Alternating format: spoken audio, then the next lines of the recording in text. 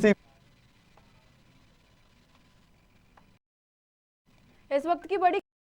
से जहां बेमौसम बारिश ने किसानों की चिंता बढ़ा दी है। आपको बता दें कि केंद्रों पर हजारों क्विंटल धान की बोरियां भीग चुकी है और सरकार को इसी के चलते कभी भी नुकसान हो सकता है। खुले आसमान के नीचे धान से ट्रॉलियां भरी है और उससे पानी से बचाने के लिए ट्रॉलियों पर त्रिपाल लगा। बारिश हुई तो किसानों को कभी भी नुकसान हो सकता है और कई दिनों से तोल के इंतजार में ट्रैक्टर ट्रॉली खड़ी है, लेकिन इसका कोई भी समाधान नहीं हो पा रहा है। आगे हमारे संभागीय हेड तो इमरान बताइए क्या है पूरा मामला।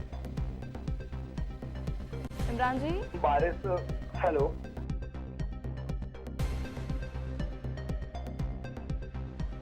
इस समय ग्वालियर चंबल संभाग में हो रही है, जिसको लेकर कहीं ना कहीं जो सरकार के द्वारा धान खरीदी है कि उस धान उपजावन केंद्रों पर जो किसानों का माल जो तुलने के लिए आता है वो कहीं ना कहीं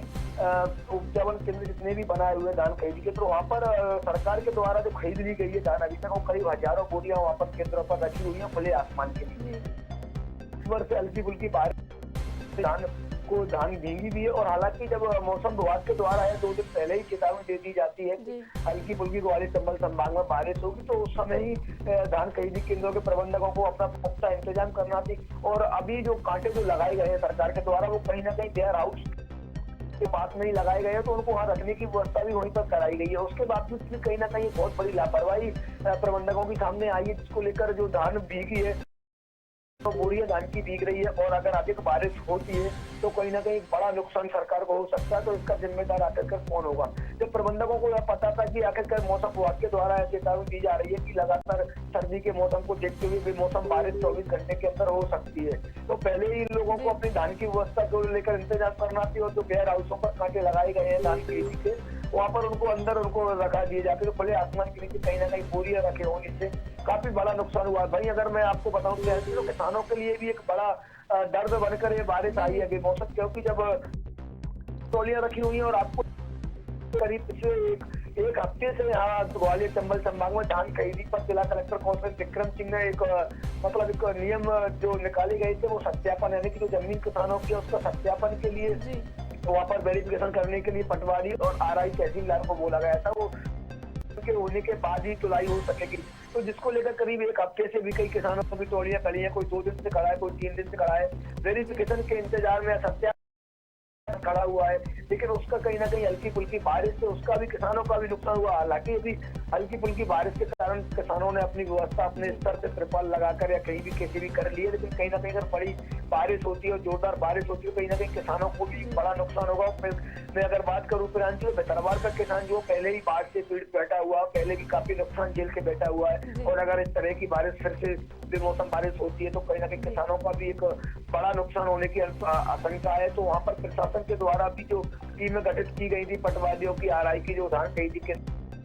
भी लगातार किसानों का हम काफी परेशान हो रहे हैं। और आज हमारी जो धान का जो हल्की फुल्की बारिश से जो भीगी है वो कहीं ना कहीं एक प्रशासन की लापरवाही के चलते भीगी। अगर सत्यापन समय पर हो जाता तो हमारी धान भी समय पर खुल जाती।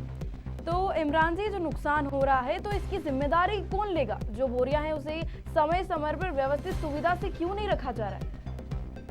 बिल्कुल प्रियंका जी, देखिए सरकार के द्वारा काफी नियम कानून कायदे बनाए जाते हैं, लेकिन उसका फॉलो करने के लिए ना तो प्रबंधक, सोसाइटी प्रबंधक इस ओर ध्यान देती है और ना ही कोई वरिष्ठ अधिकारी। अगर मैं बात करूं इस नुकसान की, तो इससे पहले जब गेहूं खरीदी हुआ करती थी तो उस समय भी काफी एक बड़ा नुकसान सरकार को झेलना पड़ा था। आखिरकार ये सवाल यह खड़ा होता है कि जब मौसम विभाग के द्वारा चेतावनी पहले से दी जा रही है कि 24 घंटे 48 घंटे के अंदर ग्वालियर चंबल संभाग में बारिश होगी, तो आखिरकार सोसाइटियों के प्रबंधक जो धान खरीदी केंद्र जिन्होंने उपजावन केंद्र लिए हुए हैं, धान तुलाई के सेंटर लिए हुए हैं, उन्होंने पहले से आकर के व्यवस्था क्यों नहीं की कि खुले आसमान के नीचे 100 बोरियां 1000 बोरियां हर सेंटर पर यहाँ पर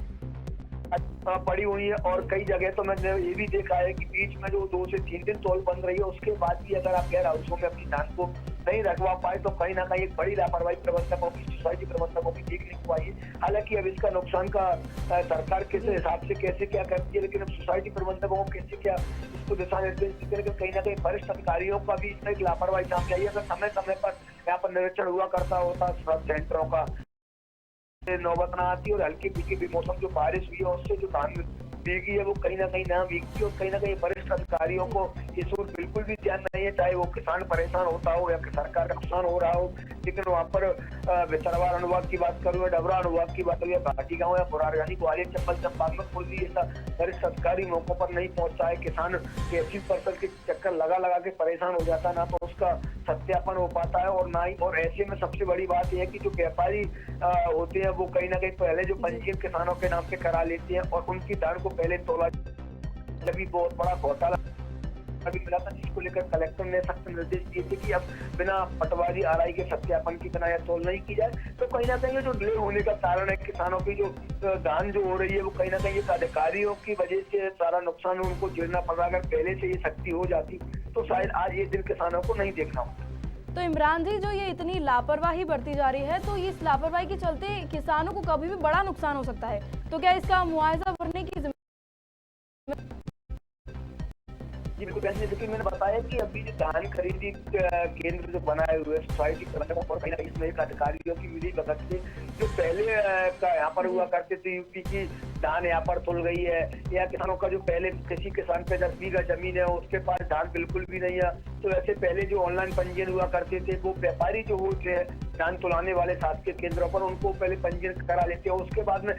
पता पड़ता है कलेक्टर को कि रकबा इतना नहीं है और उस रकबे में उससे अधिक धान वहां पर तुल गई है। तो ये कहीं ना कहीं एक बहुत बड़ा घोटाला लंबे चाहे वो धान खरीदी हो,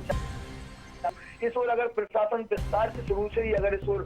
ध्यान देता या इसकी ओर जाना आकर्षित होता तो कहीं ना कहीं आज ये किसान जो हकीकत वाले जो वास्तविक जो किसान है प्रयासी वो हकीकत में परेशान होता है। और आज जो दिशा निर्देश जो निकाले हैं कलेक्टर कौशल विक्रम सिंह ने वो कहीं पहले ही शुरुआत में ये दिशा निर्देश निकाल देते तो शायद व्यवस्थित तौर चलती रहती और आय से नुकसान किसानों का हो रहा। किसान में चूंकि पहले ही बता चुका हूँ, किसान भितरवार अनुभाग का हो या डबरा अनुभाग बाढ़ से पीड़ित बैठा हुआ है, अभी भी वो बाढ़ के दिनों को भूल नहीं पाया है। तो अगर ऐसे समय में अगर उसका नुकसान होता है कहीं ना कहीं और किसान ये मान लीजिए कि बहुत बड़ा लॉस में चला जाएगा और पहले ही वो मरने को मजबूर हुआ करता था किसान। और अगर ये धान का उसका जो जैसे भी उसकी उपज आई है आधी पूरी पहले ही इसका 2-3 बार उन्होंने इसकी उपज को पैदा किया है, बाढ़ में हो गई थी कई बार तो, लेकिन अब अगर इस तरह का नुकसान होता है तो कहीं ना कहीं किसानों का बहुत बड़ा नुकसान होगा। आखिरकार देखने वाली बात होगी आगे मुआवजा सरकार दीजिए। सवाल किसान तो अभी भी खड़े कर रहे हैं कि जो बाढ़ में नुकसान हुआ था उसका मुआवजा कई किसानों को आज तक नहीं मिला है, तो ये मुआवजे की बात सरकार जमीनी स्तर पर देख किसानों को मिल नहीं पाता। तो देख सकते हैं, ये बड़ी खबर है भितरवार से। जानकारी के लिए धन्यवाद इमरान।